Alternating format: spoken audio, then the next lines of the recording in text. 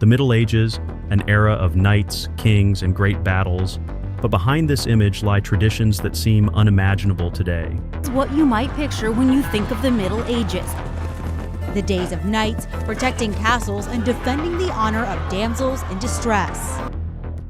From making couples filing for a divorce to fight it out in court, to practicing one of the weirdest medical procedures in history, the medieval times were definitely one for the books. While your history class must have introduced the respected and inspirational practices and achievements of the medieval period, here are 15 medieval traditions you certainly have not been taught in school. Trial by ordeal. The medieval justice system had some of the harshest and most unusual practices, and if we don't mention the trial by ordeal, our list isn't complete. The whole concept of trial by ordeal was determined by subjecting the accused of a crime to a rather unpleasant and dangerous experience.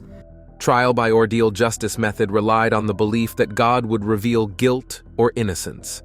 A common one involved the accused handling hot iron or boiling water. If their wounds healed well, they were seen as innocent. If not, they were guilty. Another method was trial by combat, where the accused and accuser or their champions would fight, with the outcome believed to be decided by God. If you think this is very disturbing, wait until you hear the next one. Trepanation.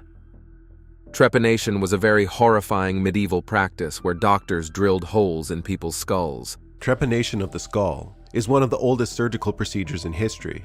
It's also a form of brain surgery. This procedure, which comes from a Latin word meaning to bore, was thought to help with various health issues like headaches and seizures. Before starting, the patient's head was shaved, and doctors used basic tools like rocks and metal drills. While it sounds brutal today, trepanation is one of the oldest medical practices, with evidence found worldwide. Some believed it could even cure supernatural problems, leading to dangerous outcomes. Even though it had a very gruesome nature, trepanation shows the extreme lengths early medicine went to find cures. Burning cats.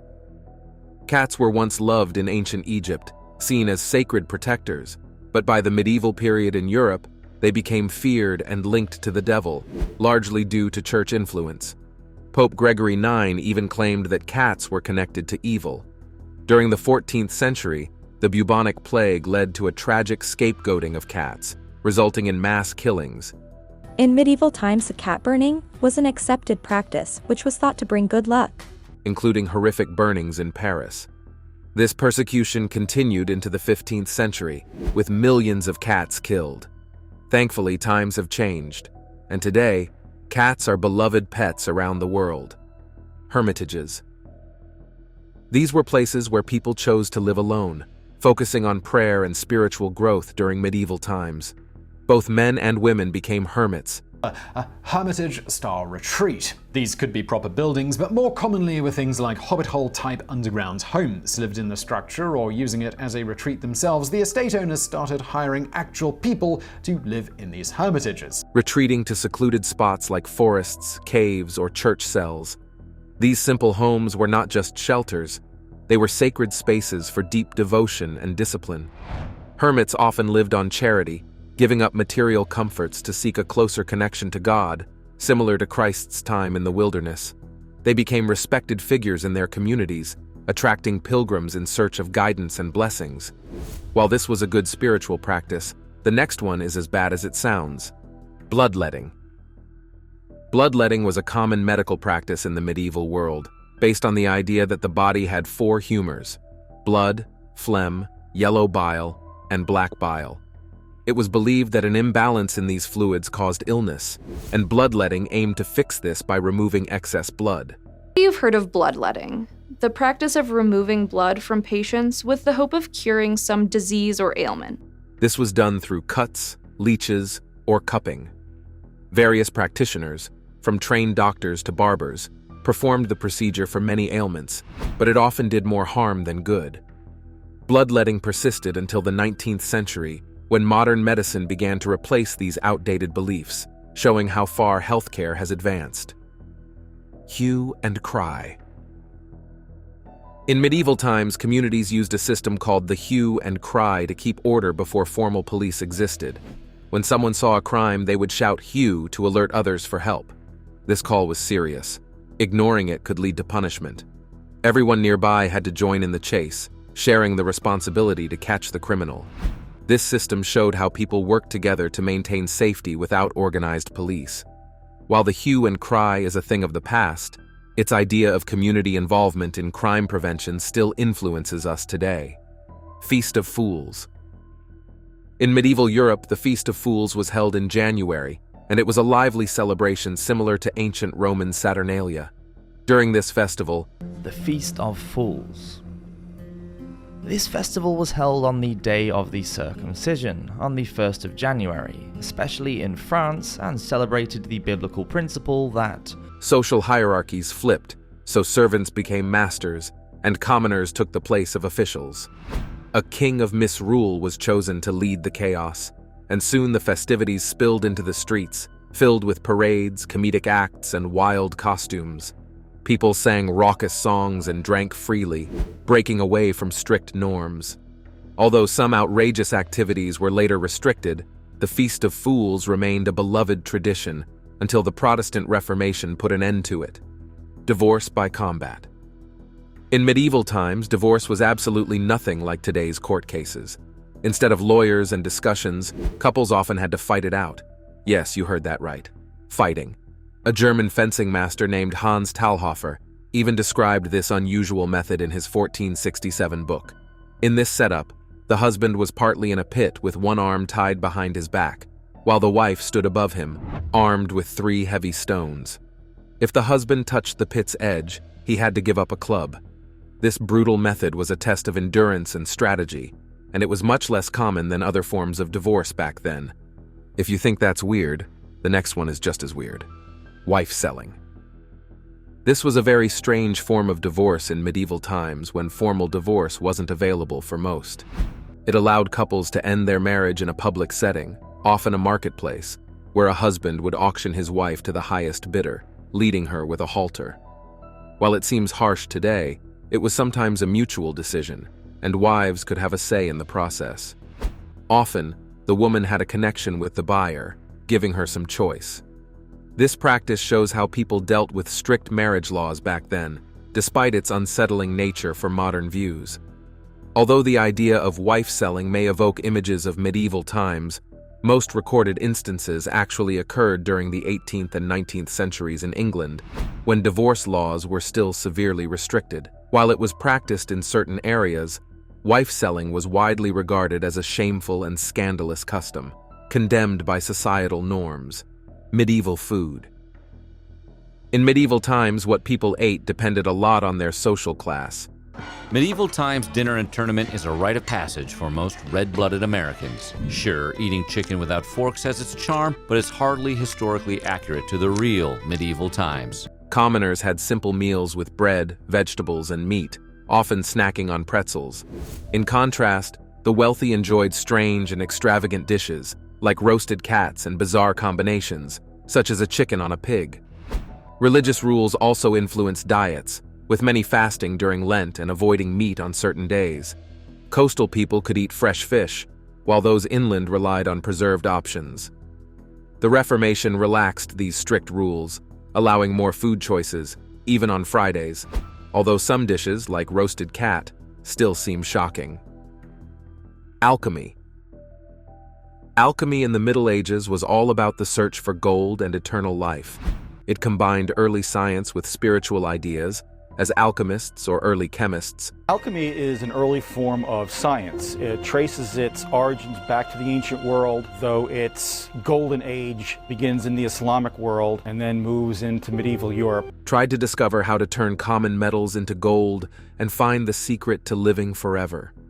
They believed in the magical philosopher's stone, which could do both.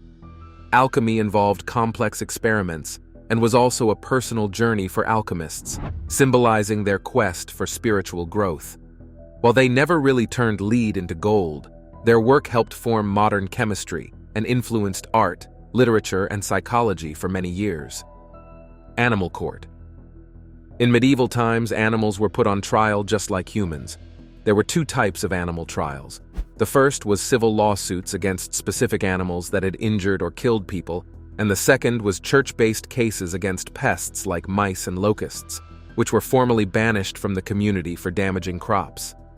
Historical records show at least 85 animal trials, with charges ranging from pigs eating human remains to roosters accused of laying eggs. Punishments for guilty animals included hanging or burning. One pig was even dressed in a human mask before execution. A rooster was tried for laying an egg, seen as unnatural. Even rats received eviction notices. In 1596, dolphins in Marseille faced mysterious charges. Not all trials ended badly. A donkey was saved by a prior who defended her character. These cases show how medieval society viewed crime and animals. Treatment of hemorrhoids. Hemorrhoids have been a problem for people for a long time. While today's treatments are much gentler, medieval methods were harsh and painful. Back then, doctors didn't have pain relief, so they used extreme measures like burning the hemorrhoids with hot irons or even scraping them off with their fingernails. It was believed that hemorrhoids were a curse from Saint Phacra, who supposedly cured himself by sitting on a stone. Doctors would have patients do the same and pray. If that didn't work, they resorted to brutal treatments, which were considered normal medical practices at the time. Today, there are several effective and much safer home remedies that can help reduce hemorrhoid symptoms. One of the most important home remedies is increasing fiber intake through diet or supplements. This helps soften stools and ease pressure on hemorrhoids, making bowel movements less painful and reducing the risk of more irritation. For pain and inflammation, over-the-counter pain relievers or anti-inflammatory medications can provide relief. These medications can help reduce discomfort and swelling, making it easier to manage daily activities. Topical creams, ointments, or suppositories can also be applied to alleviate mild pain, swelling, and itching. These products can provide quick relief from hemorrhoid symptoms and can be used in conjunction with other home remedies for optimal results. Medieval fashion. In the medieval times, the rich showed off their status with unique and sometimes odd clothing. In the Middle Ages is just like now, people had a sense of style. There were fashions. Stuff changed all the time. These garments were frequently extravagant and unique, clearly showing the wearer's social status and wealth. They often featured luxurious trimmings made from fur or silk, adorned with intricate and elaborate designs. One popular trend at the time was the extremely long, pointy shoes that the upper class wore, which needed whalebone to keep their shape. The longer the shoes, the higher the social rank. By the late 14th century, men's fashion got even bolder with short tunics and tights that revealed a lot. The highlight was the codpiece, a padded pouch that emphasized masculinity. Medieval fashion was all about making a statement, so don't worry about your style. At least you're not in whalebone shoes. Tournaments. Medieval tournaments were more than just jousting. They originated in the 12th century as chaotic melees, showcasing knights' martial skills and bravery. These events allowed winning knights to gain glory, capture prisoners for ransom, and earn the admiration of nobles. Onlookers would gather around the designated fighting zone, known as the lists, which was covered with sand or straw to provide a safe and smooth surface. The events were often attended by noblewomen, who would sometimes even sponsor the tournaments, adding a touch of chivalry and romance to the proceedings. Over time, tournaments evolved to include individual competitions like jousting, archery, and swordsmanship, becoming grand spectacles with banquets and dances. But the church strongly disapproved of tournaments, viewing them as occasions that encouraged sinful behavior and distracted from the more pressing goal of crusading. As more time passed, the tournaments got more regulated, but they were still dangerous, with accidents still common. Tournaments were also very important in politics, helping to form alliances, arrange marriages, and display wealth, making them essential to medieval society. Which of these did you find most interesting, and which do you think should be practiced again? We would love to know in the comments. If you enjoyed watching this video, don't forget to leave a like, share it with your family and friends, and subscribe to our channel so you don't miss our next updates.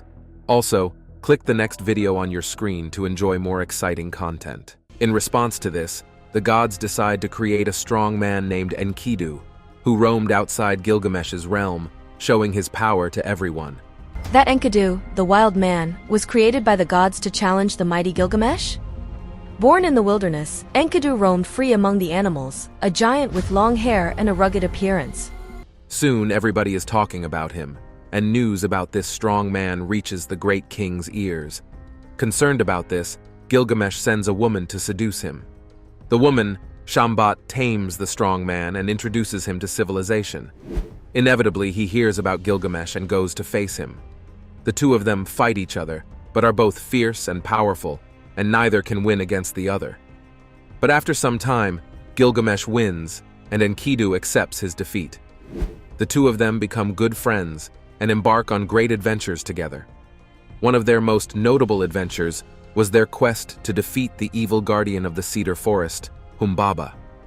Even though the guardian is sent by a god, Gilgamesh and Enkidu go on behalf of the people who were killed by the guardian, and with the help of the sun god Shamash, they both defeat the evil entity, becoming famous among men but hated among gods. One of the goddesses, however, falls in love with Gilgamesh. This goddess, Ishtar, makes herself available to him, but the great king declines, and she gets angry. She sends a great bull from the heavens to kill Gilgamesh, but with the help of his friend Enkidu, the beast is destroyed. But killing the divine beast is a sin by itself, and as punishment, the gods decide to kill Enkidu. The death of his best friend brings great grief to the great king, and it eventually sends him on a quest for eternal life. It makes him seek out Utnapishtim, the survivor of a great flood which killed every other human but could not affect him. The quest to find the immortal entity is full of dangers, but the great king still manages to find him. When he does, the wise entity instead teaches him to find comfort in his limits as a human being and allow his friend Enkidu to rest in peace. He also tells Gilgamesh the story of the great flood which only he survived. According to the story told by Utnapishtim, the gods decided to cause a great flood to wipe out all humanity, as the species was growing too noisy and disruptive. Ea, the god of wisdom and creation, warned Utnapishtim about this. Enki, the god of wisdom, water, creation, and magic in Sumerian mythology. As a significant figure in the Sumerian pantheon, Enki is the son of the god Anu and the goddess Namu, urging him to build a boat that would sustain him, his family, and a substantial number of animals. He followed the instructions, and he survived the flood that wiped out the human race. After the flood was over, the gods changed their mind on the matter, regretting what they did. As a reward for preserving life on the planet, the mortal man was granted immortality for preserving life. This ancient narrative has a lot in common with the story of Noah as told by the Bible's Old Testament. In this account, angels came down to earth and had children with human women, and these children grew up to become giants. These giants were known as Nephilim, and they caused so much trouble on earth that the Creator decided to wipe them out along with the rest of humanity with a great flood. One man was warned about this ahead of time, and his name was Noah. He and his family took some animals into a large boat the Creator had instructed him to build, and then the flood began. This global event killed everything outside the large boat, but the humans and animals in the boat were safe. While this global event in the Bible was triggered by the advent of the Nephilim, the global event in the epic is caused by the great influence of intelligent demigods called Apkallu. These beings were very wise sages who taught humanity everything it knows today about art, science, and ethics. They were the advisors to the earliest kings and were the origin of civilization as we know it. The assistance from the divine sages made the human race powerful and dominant, but this soon led to arrogance and entitlement, and led to the catastrophic global event. This worldwide flood brought an end to the era of the Apkallu, and after the flood, they became purely human sages. As humans, the once divine race of sages would have limits and would not help humanity reach the point of arrogance and disobedience they were at before the flood. This closely parallels the stories of fallen angels in the Bible, beings who lost their status due to their intermingling with humans. The main difference, however, is that while the epic paints these fallen beings as heroes who lost their rank but still continue to support the human race, the Bible does the exact opposite. It warns its adherents to flee from anything associated with these fallen angels, now known as demons, as they represent everything that stands against humankind. While the sages in the epic still advocate showing respect for the gods, the demons in the Bible oppose godly worship and all things related to it. Still, the many similarities between both stories have caused many to speculate that the story of Noah was inspired by the epic of Gilgamesh. After all, if the first book of the Bible was written by a prophet who lived 1,000 years after the epic, why should anyone not believe that its stories weren't inspired by the much older poem? In response to this, many Christians have argued that both stories tell about the same event, but the Bible is the more reliable source. As more discoveries related to Gilgamesh unpacks, the zealous followers see it as a wake-up call for everyone, believing it authenticates things the Bible has already said. Other ancient accounts tell similar stories. Characters such as Hercules and Odysseus. This is the bow of Odysseus, king of Ithaca, the man who strings it and shoots an arrow cleanly through all 12 axes will take his place. This is no way to choose. Are believed to have been inspired by Gilgamesh. Portraits of Hercules have a lot in common with ancient portraits of the ancient king, and the long journey of Odysseus to meet his wife has a lot in common with King Gilgamesh's long and difficult journey to meet the immortal Utnapishtim. In fact, scholars believe that all the ancient stories of strong men facing powerful threats and overcoming them with great victory are inspired by the epic. In other words, the Epic of Gilgamesh is the foundational work from which all heroic stories emerged. The stories highlight ageless themes that capture the hearts and minds of many to this day, as the concepts explore experiences everyone goes through at some point. Because of this, its influence can be found throughout known history. However, this extraordinary story of the great king goes against the modern narrative, which now presents the king as a more grounded person who ruled and reigned as a human being with no relation with the supernatural. If this is true, then where did the tales of his heroic deeds and adventures with Enkidu come from? To answer this, we have to consider how he was perceived as a king. The records at the tomb tell us that his subjects adored him, and he was a hero to his people. With this in mind, it is most likely that the king was so well known and loved that after his death, his followers embellished the records of his life with supernatural things to paint him as a more powerful and heroic person. This way, the king's name would be known for ages, inspiring many generations to come. If this is also true, then it's safe to say that their plan worked, as the story of the great king still lives on today. Video games like Final Fantasy V, released in 1992, feature a playable character named Gilgamesh, who goes through similar missions as the stories and showcases the great strength and heroism depicted in the epic. The quests for immortality and missions involving human-shaped protagonists fighting against giant monsters were greatly influenced by the ancient stories. All the fictional stories associated with ancient alchemy, including the famous Magnus Opus, as well as the existence of the Philosopher's Stone, all trace their origins to the ancient epic. It has also influenced modern movies, as reviewers of the Lord of the Rings trilogy have noticed similar themes that point back to the old epic. The writer of the source material was familiar with these stories, and it's been confirmed that some aspects of his stories are influenced by the old tales. Critically acclaimed game studio Epic Games, known for producing some of the best games such as Fortnite and Gears of War, have announced the production of a direct movie adaptation of Gilgamesh. The animation project was announced in 2021, and fans are eagerly waiting. The 2016 superhero film Batman v Superman: Dawn of Justice bears a striking resemblance to the old epic. Fans have pointed out that the story portrays Gilgamesh as Batman and Superman as Enkidu. Batman is the protector of Gotham, keeping crime at an all-time low with brute force, while Superman is the invader from another planet threatening the order. Just like it was in the epic, the both of them fight, but eventually team up to stop a much bigger threat. This is why Batman's name comes first in the title, with Doomsday, the antagonist being the powerful bull sent by Ishtar to destroy both of them. The Indian blockbuster RRR, though not being a direct adaptation of the epic, gives a story of two protagonists who share a lot of similarities with Gilgamesh and Enkidu. The relationship dynamic between both characters, with one representing wildness and chaos, and the other representing firmness and order, closely mirrors stories from the old tales. In music and art, multiple depictions of Gilgamesh and Enkidu can be found, with many portraits of both heroes destroying Humbaba or the Heavenly Bull. For example, in 2000, a modern statue of Gilgamesh was put up by Assyrian sculptor Louis Batros at the University of Sydney in Australia. Also, the fifth song of an album released in October of 2023 by psychedelic Australian rock band King Gizzard and the Lizard Wizard made multiple references to the epic through the lyrics.